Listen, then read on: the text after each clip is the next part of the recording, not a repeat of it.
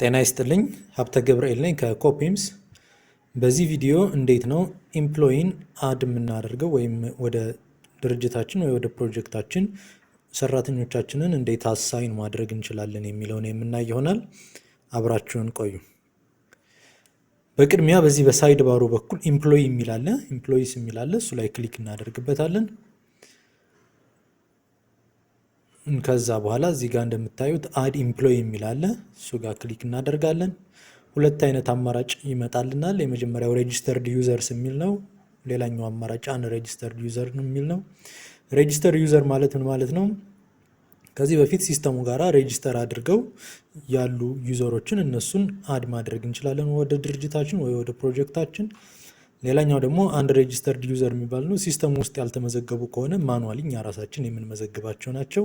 ሲስተሙ ውስጥ ከዚህ በፊት ሬጂስተር ያደረጉ ካሉ እነሱን ሰርች አድርገን እዚህ ጋር አድ ማድረግ እንችላለን። ለምሳሌ አንድ ሬጂስተርድ ዩዘር የሚለው ላይ ክሊክ ባደርግበት እነዚህ አማራጮች ይመጣልኛል። ስሙን የኤምፕሎይ መጨመር የምንፈልገው ኤምፕሎይ ወይም አሳይን ማድረግ የምንፈልገው ኤምፕሎይ እሱን ስሙን፣ ኢሜይሉን፣ በርዝዴት፣ ጾታውን፣ ስልኩን፣ አድሬሱን እነዚህ የሚመሳሰሉ የሚጠይቁ ኢንፎርሜሽኖችን ሞልተን አድ ማለት እንችላለን። ይህንን አማራጭ የምንጠቀመው ወይም አንድ ሬጂስተርድ ዩዘርስ የሚለውን ኦፕሽን የምንጠቀመው መች ነው? አንዳንድ ሰራተኞች ሲስተሙ ላይ ሬጂስተርድ ለማድረግ ከባድ የሆኑ ሰራተኞች አሉ። ለምሳሌ የቀን ሰራተኞችን፣ የጽዳት ሰራተኞች እነዚህ የመሳሰሉትን አይነት ሰራተኞች ኮምፒውተር ጋራ ያላቸው ልምድ በጣም ትንሽ ስለሆነ እነሱ ራሳቸው ሬጂስተር አድርገው ከዛ ሎጊን አድርገው ገብተው ሲስተሙን የመጠቀም እድላቸው በጣም ትንሽ ነው። ስለዚህ እነሱን ማኑዋሊ እንመዘግባቸዋለን ማለት ነው። ነገር ግን ከዚህ በፊት ሲስተሙ ላይ ሬጂስተር አድርገው ሎጊን አድርገው መግባት የሚችሉ ሰዎች እነሱ ከሆኑ ግን እዚህ ጋር እንመጣና ሬጂስተርድ ዩዘርስ የሚለውን ወይም ሲስተሙ ላይ የተመዘገቡ ሰዎችን ወደ እናንተ ድርጅት አሳይን ለማድረግ የምትጠቀሙበት ኦፕሽን ነው። እንድትጠቀሙ ሪኮመንድ የምናደርገው ይሄኛውን ነው፣ ሬጂስተርድ ዩዘርስ የሚለውን ነው። እሱ ላይ ክሊክ ስናደርግ እዚህ ጋር ሰርች ማድረግ እንችላለን ማለት ነው። ሰርች ስናደርግ ሰዎችን በኢሜይላቸው፣ በስማቸው፣ በስልክ ቁጥራቸው ሰርች አድርገን አሳይን ማድረግ እንችላለን ወይንም ደግሞ ወደ ድርጅታችሁ አድ ማድረግ ትችላላችሁ ማለት ነው። ለምሳሌ አበበ የሚባል ሰውዬ ሰርች ባደርግ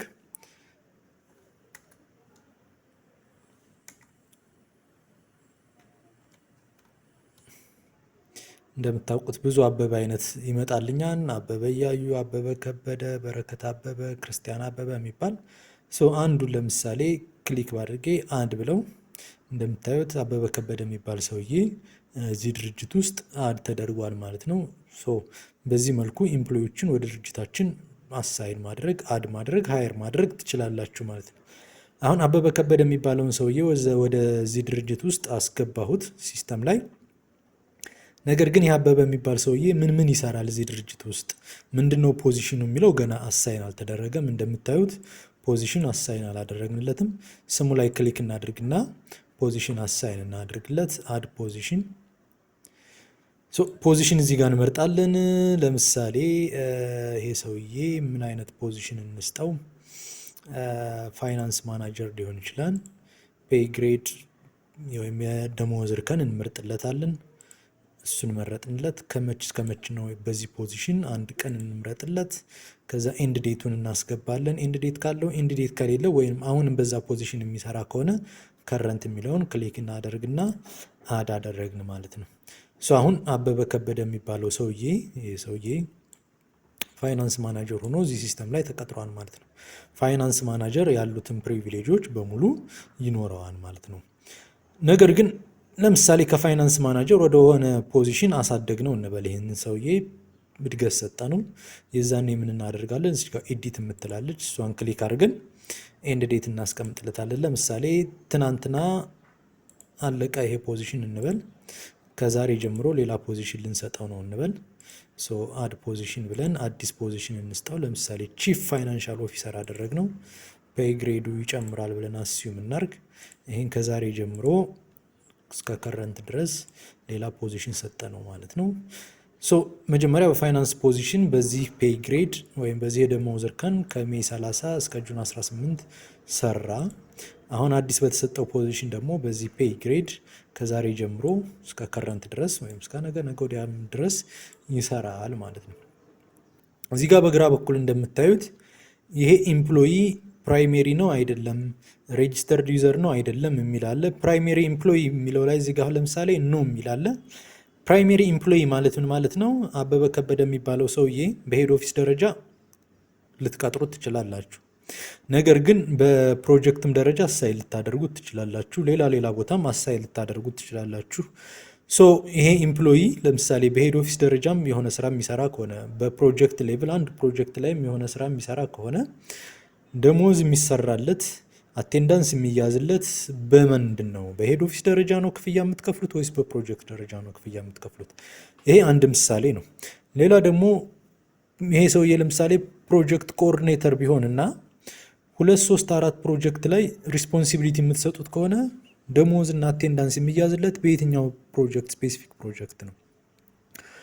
በአንድ ፕሮጀክት ከሆነ እዛ ስፔሲፊክ ፕሮጀክት ላይ ፕራይሜሪ ኢምፕሎይ በዚህ ነው ፕራይሜሪሊ የሚታሰብልህ ደሞዝም አቴንዳንስ የሚያዝልህ በዚህ ነው እንደማለት ነው።